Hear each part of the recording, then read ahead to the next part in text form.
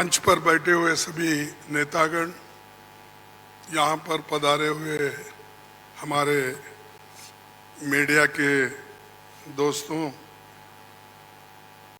सारे नाम लेने की वजह से यही बेहतर होगा कि जो कोई इस स्टेज पे बैठे हैं सभी को मैं नमस्ते करते हुए अपना 4 शब्द आपके सामने रखूंगा। आज की ये जो बैठक हुई ये बहुत ही ठीक ढंग से सभी पार्टियों ने मिलकर चलाया। इसका उद्देश्य क्या था ये तो उद्धव ठाकरे जी ने कहा है और हम इसकी कोशिश बहुत दिन से कर रहे हैं। जब मैं बेंगलोर में था उस वक्त भी जो वहाँ पर मीटिंग हो गई थी, इससे पहले पटना में हो गई थी, उसके पहले तैयारी के लिए हमने मेरे घर पर भी राहुल साहब और नीतीश साहब, तेजस्वी और हमारे पवार साहब सभी मिलके एक बार बात किए। उसका एक ढांचा बना। उसके बाद जो नीतीश साहब के पटना में पहला मीटिंग हुआ, उस मीटिंग में एक एजेंडा तय करने की बात हो गई और उसके बाद में बेंगलुरु का हुआ। अब यहाँ पर मुंबई में आज सभी लोग मिलके अपनी बात को रखे और खास करके सभी को एक ही, सबका उद्देश्य एक ही है कि महंगाई को कैसा कम करें, इसके लिए कैसा लड़े, अनएम्प्लॉयमेंट के लिए कैसा हम लड़े। और इतने प्राइसेस जो बढ़ रहे पेट्रोल और डीजल के, और खास करके मोदी जी हमेशा 100 रुपए बढ़ाते हैं, 2 रुपए कम करते हैं। अब पेट्रोल की, एलपीजी की जो दाम थी वो मोर और लेस डबल हो गई, लेकिन उन्होंने उसमें से सिर्फ 200 रुपये कम किया, यानी 700 बाकी रहा।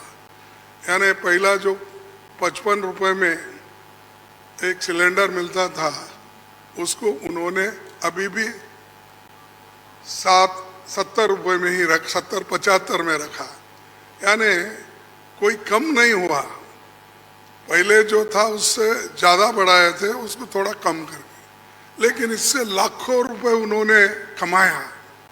ये तो गरीबों से चोरी कर दिए और गरीबों के जो काटे और लोगों को दिखाने के लिए 100-200 रुपए कम करना और कहना कि मैं गरीबों के लिए काम कर रहा हूँ। मोदी साहब गरीबों के लिए कभी भी काम नहीं करेंगे, ये यकीन मैं दिलाता हूँ, क्योंकि उनकी हमेशा यही रणनीति रही है कि गरीबों के खिलाफ काम करते हैं। बड़े बड़े उद्योगपति के साथ वो मिलजुल के चलते हैं। और यहाँ पर तो कल ही एक रिपोर्ट आपके सामने राहुल गांधी जी ने रखा था, अडानी की संपत्ति बढ़ गई कैसी, बढ़ाए कौन, और कैसा आज कम से कम 75,000 करोड़ रुपए गरीबों के जो पैसे थे उनके जेब में कैसा गया, ये सारी चीज़ें उन्होंने बताया। तो ये जो है, इसके खिलाफ लड़ने के लिए जो बड़े बड़े सरमाएदार है और उनको जो पैसा जा रहा है हमारा गरीब का, तो उसको रोकने के लिए इंडिया जीतना जरूरी है। और इंडिया जीतने के लिए ही इस मंच पे सभी लोग बैठे हैं। तो इसीलिए हम एक जो तय किए हैं, जो रेजोल्यूशन भी हम आप देखे हैं, और उसी ढंग से उस रेजोल्यूशन भी काम करेंगे। हर जगह मीटिंग करेंगे, हर स्टेट कैपिटल में हम जाएंगे और जो ये मुद्दे हैं, इन्फ्लेशन का हो, अनएम्प्लॉयमेंट का हो, हर चीज़ की जो बढ़त हो रही उसका हो, और ऑटोनोमस बॉडीज को सत्यानाश कर रहे हैं, और चाहे ईडी, सीबीआई, विजिलेंस, हर एक ऑटोनोमस बॉडी का मिसयूज कर रहे हैं। ऐसा कभी नहीं हुआ। मैं भी मोर और लेस शरद पवार जी साहब के बाद मेरा नंबर लगता है। मैं भी 55 साल से पॉलिटिक्स में हूँ और 52 साल से एमएलए, एमपी, राज्यसभा का मेंबर हूँ। मैं ऐसा नहीं देखा, कोई ऐसा चीफ मिनिस्टर किया नहीं ऐसा।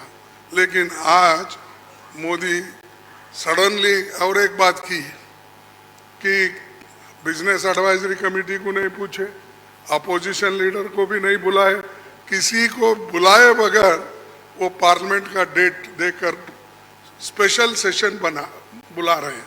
अरे स्पेशल सेशन, मणिपुर जल रहा था तो आपने नहीं बुलाया, कोविड के वक्त नहीं बुलाया, जब आप चाइना अपनी जमीन हड़प कर ले रही है, कब्जा कर लिए, उसके लिए नहीं बुलाया।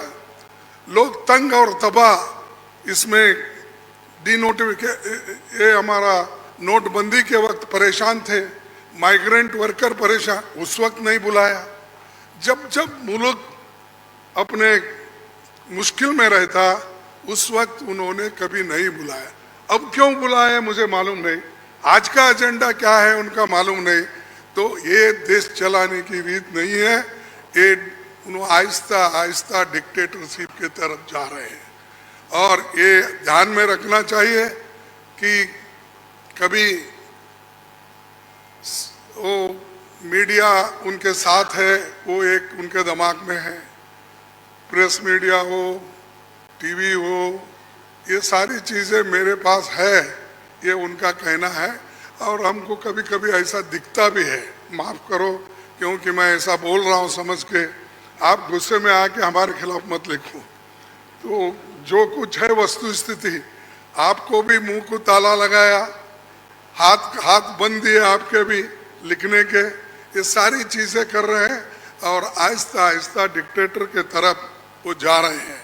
तो हम इसके खिलाफ लड़ने के लिए, उनके विचारधारा के खिलाफ लड़ने के लिए, उनके जो कुछ भी ये करप्शन, बड़े करप्शन, उनके जो इंस्टीट्यूशनल करप्शन होते हैं, ऐसा छोटा मोटा करप्शन वो नहीं करते, लोगों को नहीं दिखना वो पूरा। लेकिन सीएजी रिपोर्ट में दिखाया है कितने करोड़ घपले हो गए हैं। तो उनका करप्शन इनविजिबल है और वो हमेशा अपनी बात ये कहते हैं कि मैं किसी को न खाऊंगा न किसी को खाने दूंगा। लेकिन खाने तो सबको दे रहे हैं, अपने को जो चाहते हैं उनको तो दे रहे हैं, लेकिन लोगों को भूखे मार रहे हैं, लोगों को कुछ नहीं दे रहे। तो इसके लिए हम आवाज़ उठाए और उसके तहत हम काम करना है। आगे भी हमारी कहाँ मीटिंग होगी हम तय करने वाले हैं, जल्द से जल्द वो भी मीटिंग होगी। और बाकी के जो विषय हम आपके सामने रखे हैं मुद्दे, उनके ऊपर हम लड़ते रहेंगे। वो डराने की कोशिश करते हैं, हम डरेंगे नहीं, ये हमारा वायदा है। और हम हमेशा लड़ते रहेंगे और जीतते रहेंगे।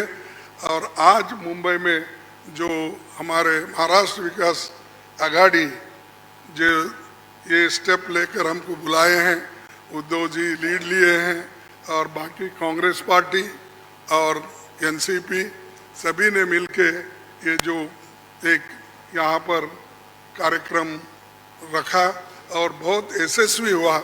इसलिए मैं उन महाराष्ट्र विकास आघाड़ी के सभी नेताओं को धन्यवाद देता हूँ और आप सभी को भी मैं धन्यवाद देता हूँ, क्योंकि आगे की और भी मीटिंग्स हैं, वो डेट टाइम सभी बताएंगे और कहाँ कहाँ मीटिंग हमारी होगी बहुत से 5-6 जगह पब्लिक मीटिंग होगी, वो भी हम आपको बताएंगे और काम करते रहेंगे और मजबूती के साथ काम करते रहेंगे। इसको ढीला करने की कोशिश मोदी जी कितना भी कोशिश करे, हम वो डरने वाले नहीं हैं। इसीलिए मैं इतना ही कहूँगा कि उन्होंने तो हमेशा मोदी जी झूठ बोलते ही रहते हैं, लेकिन लोग उनको सच समझते हैं। लेकिन अभी भी मराठी में कहावत है, खोटा बोला पण रेटून बोला, तो ऐसा उनका है। इसीलिए सब झूठ बोलते जाते हैं, लोगों में भ्रम डालते हैं, तो वो सबको हमको एक्सपोज करना है, हम करते रहेंगे। धन्यवाद।